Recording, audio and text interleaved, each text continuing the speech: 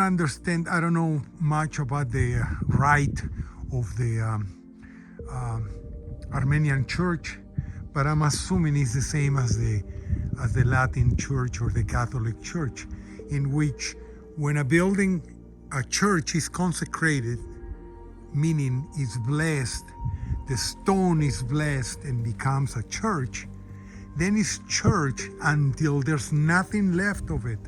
Okay, so what I'm trying to say here is that this is the ruin of a church, an Armenian church, and it's a ruin, but it's being consecrated. And if the rite is the same, it's been consecrated and it's still a church. The ruin of a church, but it's still a church. In other words, they can they can have a mass in there, the rites of the church, they can have them in there, in the ruins. Let's go and check the church.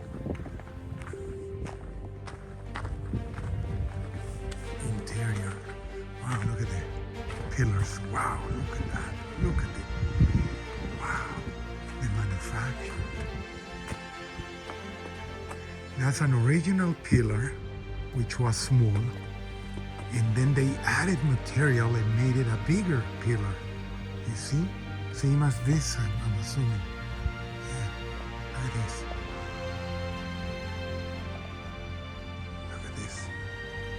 So they made the pillar bigger. I'm assuming kind of like the pyramids, they would make a little pyramid and then they would make it bigger and just beef them up. Absolutely beautiful.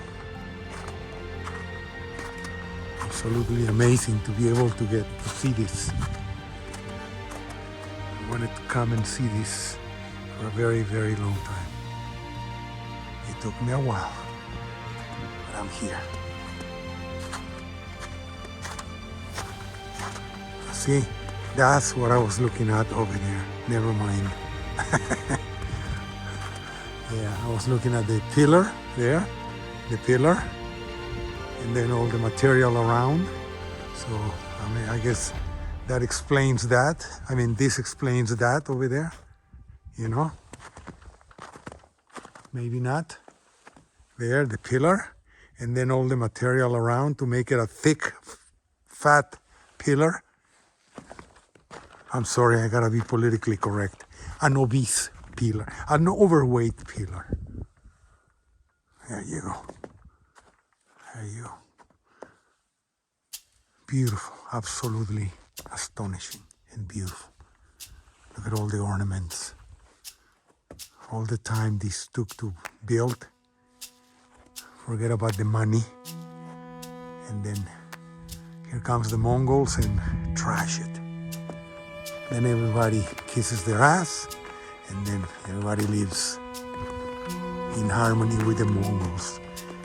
And there's an exchange, a cultural, religious and economical exchange there, if you know what I mean. So on those round churches, the apex is in one end, and that's where they build the altar and everything. Where the apex was, it's hard to tell. Because it all looks the same. It's got those walls with the little pillars all around it. Maybe right here, because it's elevated. Yeah, that's it. I just responded to my own question. That's the altar right there. It's elevated. That's the only portion that is elevated. That's the door. Yeah, I don't think there was another door. That's the door right there. And then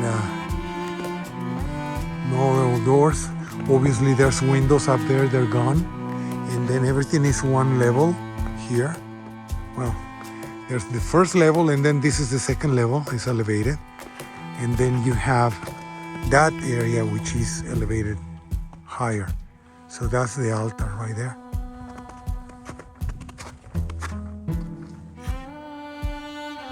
The altar. Beautiful. All right, so this is the Church of Gagharshapat or the Church of San Krikor.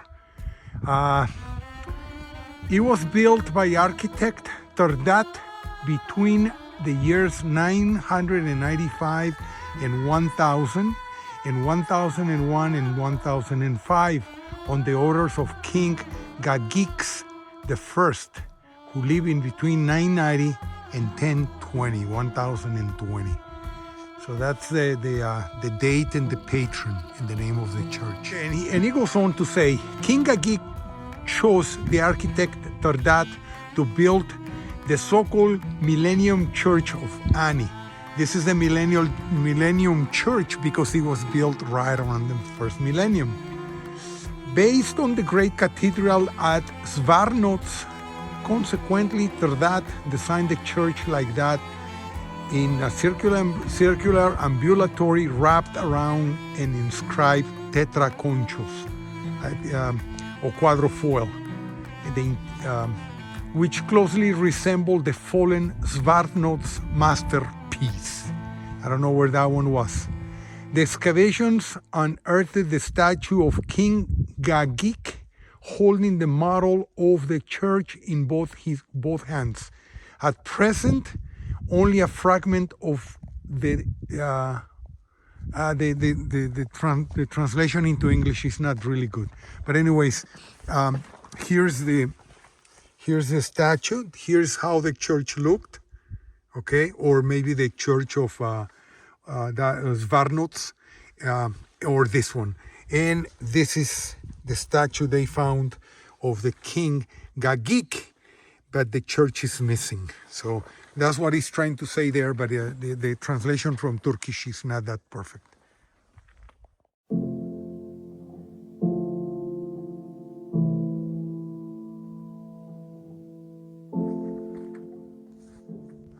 There's the Millennium Church right there, and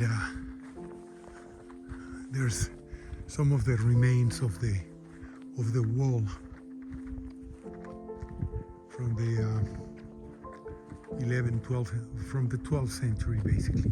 There's another tower right there. The wall, I guess there was a double tower, or there was a building right there. You see, look at all the stones. Look at all the rocks, all the stones, completely littering the whole area. Everything, you know. We're going to that church right now. See the caves down there too? Caves going that way, caves going that way on that valley down there. So people lived in caves. You still see on the way over here on the train, I saw villages, entire villages on caves.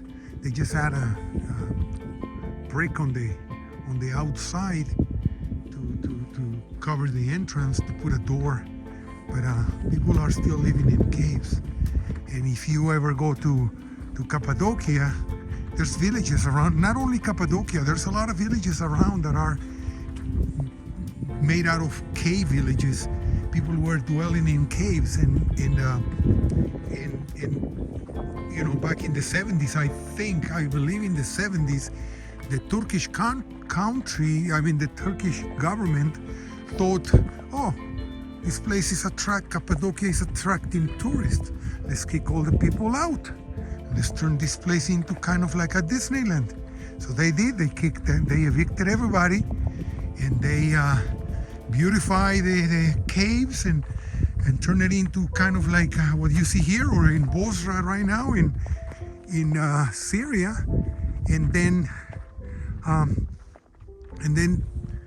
you know, they realize, oh shit, we fuck up. We should let the people come back. So they selected certain people and families, I guess based on friendships and stuff like that, and they let them return to their properties, but not everybody. Not everybody, only a few selected people, and they did. So what I'm trying to say with that is that people were living in those caves since antiquity. And there you go, caves underneath the walls of Ani. The river runs down there, a little river. Really beautiful. Oh shit. Step into mud.